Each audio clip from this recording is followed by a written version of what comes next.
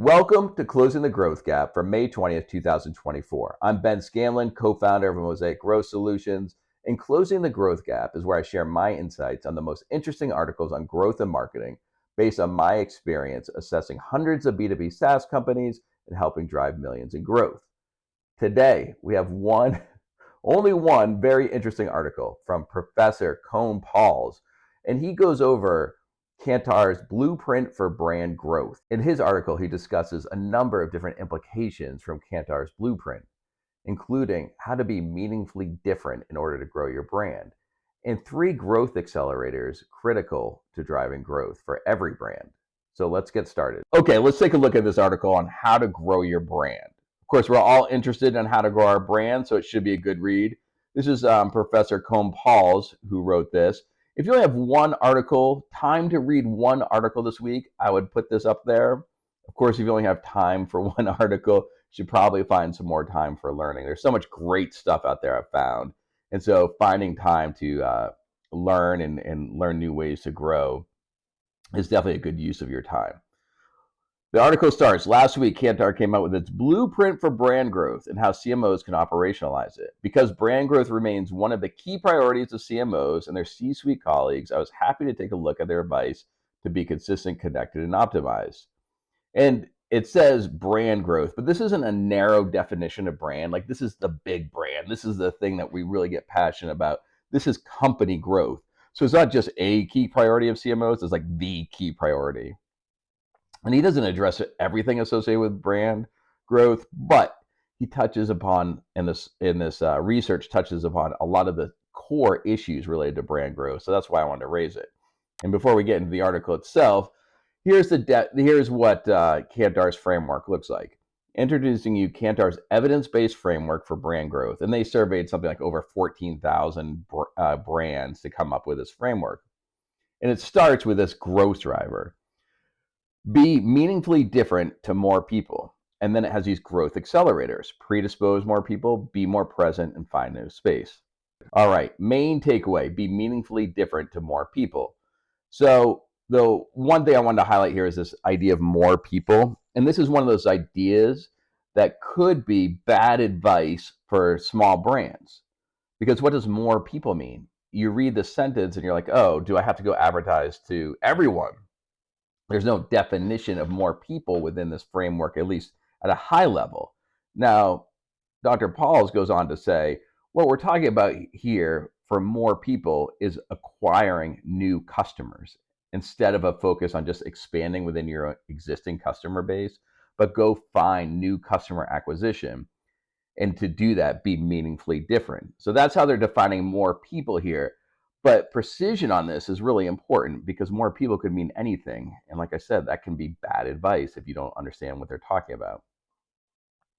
And he says, points of parity and points of difference remain a powerful framework to ask your colleagues and customers. And the 2 questions he poses is, how do we encourage consumers to seriously consider us? And how are we different enough to invite consumers to take a chance at us? So the first thing is, how do you get your brand in the consideration set? How do you make people aware of your brand? And how do you really, most importantly, make them aware of your brand at the decision point, the salience? He says the first part was often overlooked in the 20th century by marketing textbooks, who jumped straight into competitive advantage. So in the 20th century, they're really talking about how your company is different. What advantages does it have? But now that we're seeing, growth really comes from people considering your brand. That you have to be, people have to be aware of your brand to really drive growth. But he says the second part, which is being different, is ignored in the 21st century. And he says, including by the Ehrenberg Bass Institute, because they talk a lot about how difference doesn't matter, or difference, ultimately there will be no differences. And so you really need to just really focus on awareness. He says, though, however, advertising is a weak force. It can bring your audience to your brand, but it can't make them buy it. And so he says, Kotler popularized the idea of the 4 Ps: product, price, place, and promotion. And he said, studies show how powerful the 4 Ps are in driving growth. Your value offer, product and price, does not have to be better than the competition, but it helps. A differentiated brand has more staying power, earns higher prices, and better partnerships. And here goes, they show a graphic showing the many dimensions of difference. But I actually don't believe that it doesn't matter being different. You really need to be able to say, here's a difference in our brand. If your brand is the same as the market leader's brand, why would anyone ever switch you? They have more word of mouth. They have more brand awareness, longer history, and so people aren't going to switch. They're not going to take on that risk. Difference is absolutely critical. And so then he goes on, we're talking about the growth accelerators. And the first one is predispose people to grow penetration. And penetration is key to growth, but it's also hard. Among the 14,623 brands analyzed by Kantar, 81% showed stable penetration, 8% declined, and only 11% grew their penetration. So it's very static. The markets are static. And so obtaining penetration is challenging. Key drivers of penetration, and then he goes on to his own research. Key drivers of penetration in his research are differentiation. He said doubling differentiation is expected to increase penetration by 22%, and then brand awareness and customer satisfaction increase penetration by 21%. So these are the keys to increasing penetration. He says, likewise, Kantar's advice to get your brand in the hands of more customers in the market. Make it easy for customers to think about and find your brand. Go beyond supply-driven market definitions to address customer needs. The brand showing growth tended to have higher relative difference than their expected size, while declining brands were lacking in difference. But the difference needs to be meaningful and relevant. It's not just about being unique. It's the relative difference compared to competitors over time that matters. And I wanted to highlight this point because a lot of people get nervous about talking about competitors, but this shows how important it is to be different. And so, how do you do it? Leadership, distinctiveness, emotive clarity, which I want to highlight because in SaaS, emotions play even bigger than B2C. Emotions play a big role. People are buying from a defensive buying position. And so you need to overcome risk. You have to tie into their emotions to actually get them to buy. And then functional benefits, superior qualities that set them apart from others, like Doritos. Now, I don't know if I find Doritos to be superior. In fact, I don't find Doritos to be superior. I mean, they're fine, but I would much prefer salt and vinegar kettle chips, which I see as greater functional benefit.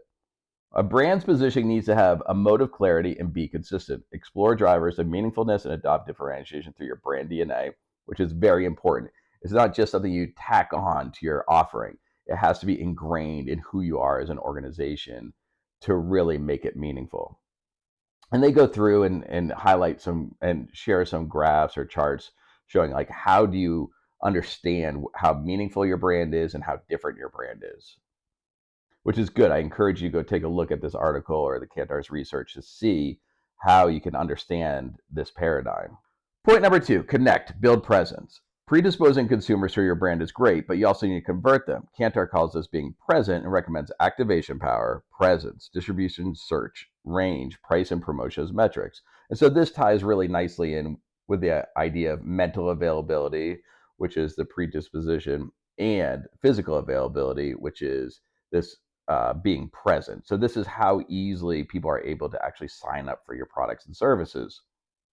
And so you want to make that clearly as easy as possible. And they highlight this that distribution is a key priority for small and medium-sized brands. The best 25% growing small brands grew distribution by 2.9%. And the 25 worst in terms of decline actually shrank distribution by 4.2%. Now, this raises the idea of correlation versus causality. So, did distribution increase because the brands were growing, or did the brands grow because distribution increased? It doesn't talk about that here, but it definitely raises the point of correlation versus causality. I mean, the things are correlated, but what's causing what? And so, something for additional research. Point number 3, innovate, find new space. Find the most incremental spaces, motivations, occasions, categories, and services you can stretch into. Win in these new spaces through meaningfully different innovation, expanded distribution, and communications. And they provide this example. Dettol is a great example. A brand once known for medicated use on cuts and bruises expanded to a range that includes household cleaning, personal hygiene, where expertise in disinfection can be adapted in a relevant way. And then they provide some additional examples. But this is something I talk about quite frequently. I think one of the core principles of growth, which is I call it open new markets, which is doing what you do, but finding new people who have a need for what you do. And so that's a great way to expand.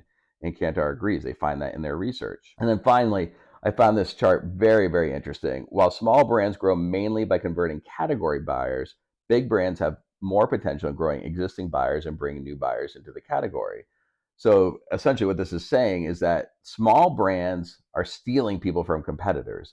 They're not getting brand new to the category coming to small brands. And it makes sense. They just don't have the brand awareness. They just don't have the weight to attract new people. But this is a great thing because that means small brands don't need to be doing advertising on category awareness or solution awareness. They really need to focus on, what can they do to bring people over from competitors. Let the competitors spend that money in bringing new people in, and as a small brand, just find ways to convert them over to you. So this was a great point. When it comes to the range of products and services on offer, less is more for smaller brands who will have bigger impact on growth by focus on hero products and make them more appealing or relevant to more buyers and occasion. And so again, this is the idea that you don't need to solve for everything the big brand is doing. You need to be able to solve one thing very, very well. And if you do that, then you can get people to come over. And I think a recent example that I've seen is Clay. Now, Clay isn't a competitor to HubSpot, but they're sort of following this process where HubSpot has somewhat of a weakness in terms of doing like really personalized outreach and aggregating multiple data sources. Clay is great at that. And so they're getting people to come over from HubSpot and use Clay for those services. So this is their hero product and this is their foot in the door. This is how they're growing their business. But once they do, they'll have access to all the data. They'll be able to create these email flows. There essentially will be a marketing automation system that could compete with HubSpot ultimately. So they created this hero product, getting customers on board, and then ultimately they could expand by offering something more broadly. So that's pretty much it. That's the framework right there.